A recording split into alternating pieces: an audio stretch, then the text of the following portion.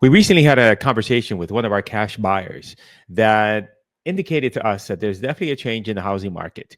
And that if you want to be in the wholesaling game and you want to prosper in 2025 in real estate wholesaling, you've got to make some adjustments.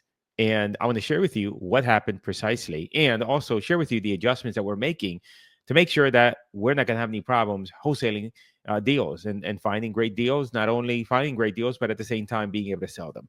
So the backstory is that we had a deal that we closed last week in Tennessee, and this particular buyer is still continuing to look for more properties. Now he's open to Tennessee, he's open to other areas, but he told us that we need to make sure that they're great deals. That this particular person, he's liquid $2 million. That means he has $2 million in his pocket, burning a hole in his pocket, and he wants to spend it, but he's being very careful about it. He wants to make sure that it is a great deal and it's not a deal that he's going to get stuck with. And in addition to that, I belong to a group here. I'm located in South Florida. I belong to a group here in the South Florida area with very experienced real estate investors. And a few of them were complaining that they are holding on to inventory where they thought they were going to be able to sell the property after rehabbing it. And now, they listed the property at a significant discount from what the market said the comps were, from what the market said, according to sold properties. This is what your property should sell for. And it went below that. But yet they're still stuck. And so they're saying in this thread for the real estate, for the experienced investors, that they're still buying, but they're being very peculiar, very particular. So that means there's a couple of things to walk away with here. Definitely, there's a tentativeness within the market.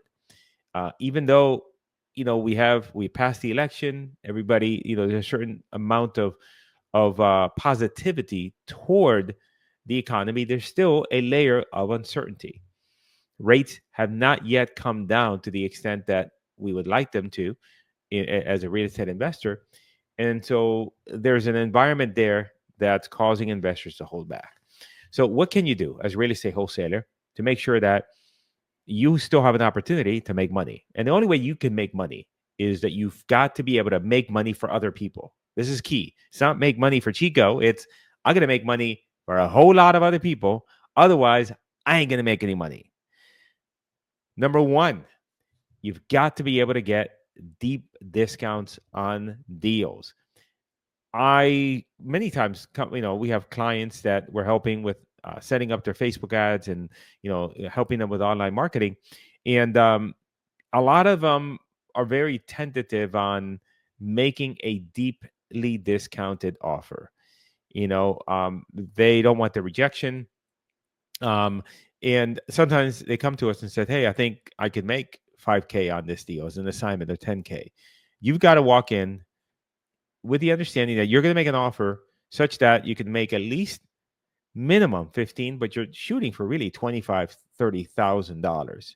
Because if you make the offer low enough so that there is a gap there of 30,000, then that means that then you have flexibility such that if the buyer were to come and say, you know what, I would like the deal, but I can't pay for this particular price, then you have some flexibility in there. Case in point, this deal that we sold in Tennessee, we have to actually get a discount from the seller and then slightly nudge the buyer up in order for us to make a 20K spread. The last 3 deals that we have closed on have all been deals that we have had to put on the contract, but then we had to come back and massage the price, either get a reduction from the seller or get the buyer to come up just slightly in order to make that deal. And so having that deep offer where you make the deep offer and then now you're getting a significant discount is essential so that now you have the flexibility, of being able to do that. Now, the second thing in terms of what you can do in today's market is that you have to look at active inventory. If you are not looking at active inventory, and I'm going to show you something here in just a second, then you can't just look at solds. Historical solds, many times in these markets that are problematic, are very much outdated.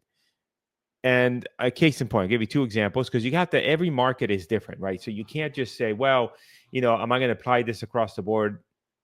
across everything? The answer is no. So I'm going to share with you here a market here. Let's see if I believe this is it here.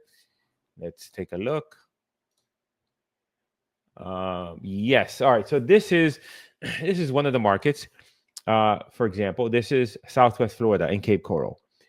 So Cape Coral is a market that has a lot of inventory, and we've looked at quite a few deals here, and none of them had made any sense. And that is because in this market, if you're looking at only at sold in order to determine, what a property, what you should offer on the property, then you're going to make the wrong offer. In this particular market, you have to make the offer based on what's active. Yeah, you could look at what's sold, but you have to look at it and say, if I have a deal that potentially, somebody could buy from me at 200, put 50K in, and now they're going to exit at 365, just, giving numbers out here, then you have to look at it and say, okay, what I think this 3.2 fully rehabbed could be sold, for 365, but let's say 400. Now you're going to look at the comps and see, okay, what are 3.2s listed for sale right now in this area, in order to determine, is that a real number? You might find that, yeah, the solds indicated a price of 400,000, but then when you look at actives, now there's actives 3.2, same square footage, fully rehab, and they're asking 365. Then that means that you have to look at the active property, active inventory as your gauge for where the value of that property is, so that you can make the appropriate offer. The other thing you want to do is to gauge the activity of the marketplace, and you can do that simply by looking at here. Let's say, for example, in Southwest Florida, right here, I'm going to go ahead and select. I'm going to go ahead and select. This is what I would normally do. I'm going to go ahead and select single family houses. I'm going to go ahead and let's say I'm looking at a property that the end value is 500,000, or let's say 400,000. So I'm going to say, well, I'm going to look at inventory between 100,000 and 500.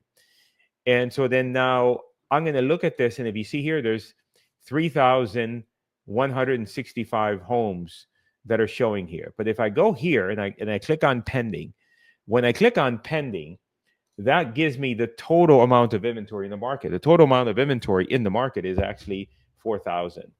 And if you toggle this off, active is 3,100.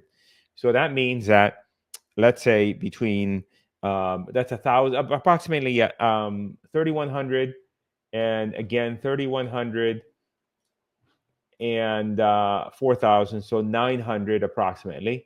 So 900 out of 4,100 is about 21%. So 21% of the market is actually pending. Now, is that good or bad? That's kind of right on the fence. Below that, that means it's a slow moving market. Above that, that means it's a fast moving market. If I look at this and I see this number of approximately 20% in this market, I have to make sure that I am getting the property at a really good price, because it looks like deals inventory is not moving so quickly. So let's take a look at another example. And this example here, let's see if I can switch my screen here. And I'm going to share the screen again and share with you. Let's see here. This is, I believe you should be able to see this. This is Toledo, Ohio. So let's go ahead, and whenever I'm doing a search, I always go back and reset everything. I'm looking at single families. I'm only going to select single family houses. And then now I'm going to look at here, and let's see what happens here. So let's say that I'm just looking at your typical house here. So I'm going to say, somewhere between 100 to, in this market, 450. Let's use that as an example. And you can see here that there's 497 properties active right now. But if I click on pending, this shows that there's 978. So there's a total of 978. You can see that here in the upper left-hand corner. You can see my mouse, I think, hopefully. 978. So at 978, that's a total amount of inventory, but that's including pending. If I take that off, 978, then at this point here, if I remove that and go back here, it didn't refresh. Let's try that again. Apply. Okay, so it's 497 properties that are active. So that means that 500 properties approximately are pending. So that means that 500 divided by approximately 950 or so. That means that 52% of the available housing inventory is pending. So in a market like this is a market that's hot. It is a market that's moving quickly. So this is a market where you're not going to see the same problem and the dynamics that you're going to see in the in this market in Cape Coral, Florida. Meaning that you can a likelihood is that the actives are going to be in line with the solds, and that means that you may be able to fudge a little bit on the price and be able to uh, put a property in the contract a little in a maybe in the number where the numbers are tighter, but just because you know that the market is hot and the inventory is moving. And so those are like one of the nuances of this is when it comes to making sure that you're looking at active properties and the actual market itself, dynamics of that market, in order to make a determination if in fact things are moving in the right, if you need to make a deep discount or not.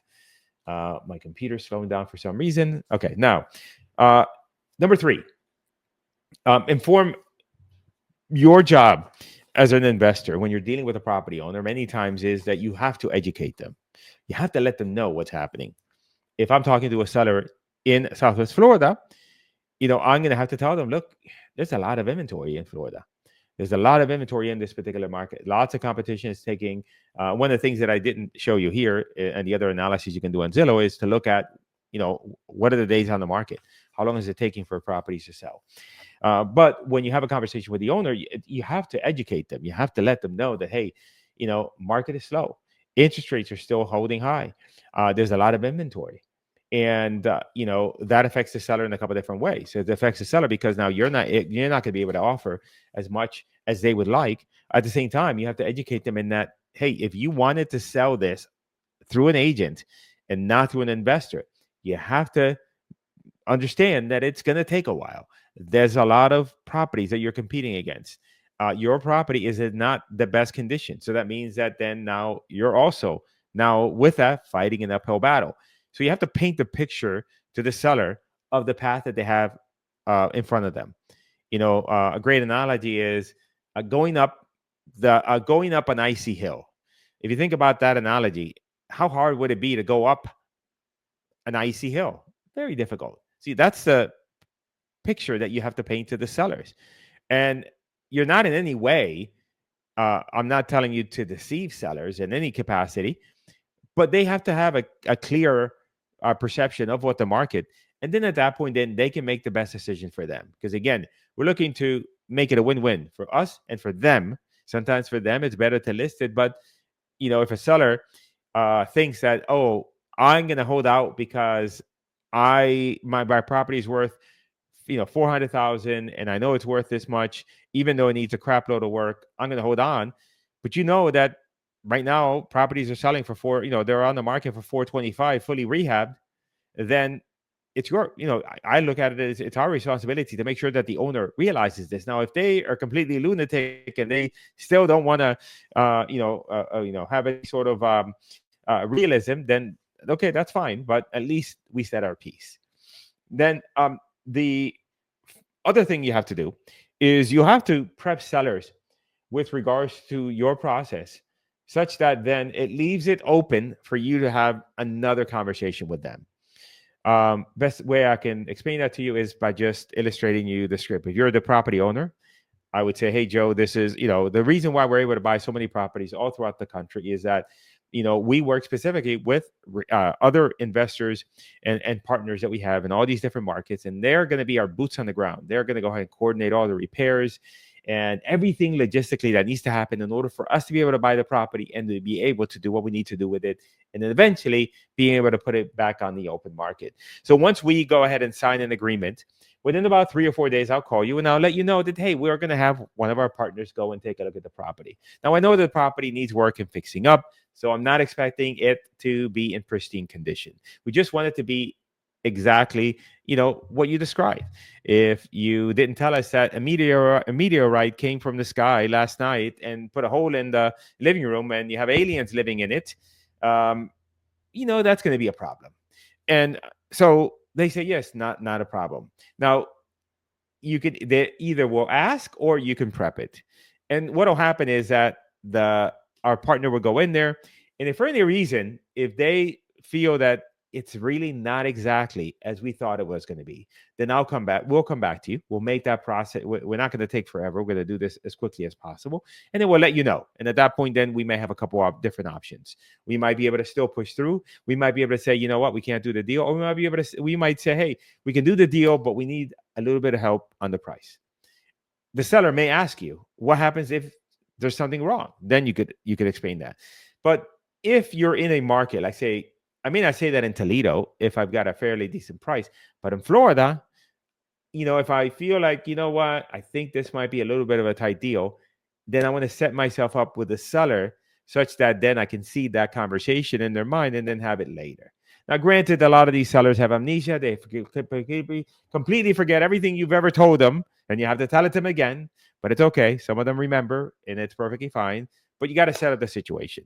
Bottom line is that there's still investors out there like the guy that we have with money in their pocket, ready to go, but you got to offer them a legitimate deal. And if you don't offer them a legitimate deal, then you're not going to be able to make any money with this business. Now, if you want to learn how you can go out and find deals in Toledo, Ohio, and Florida, and all these other places, then make sure you click on one of these videos that'll appear here. It'll show you how we're using Facebook ads in order to find motivated sellers all throughout the country, relatively inexpensive leads and motivated, no cold calling. And now you don't have to be an annoying pest. You can be a welcome guest.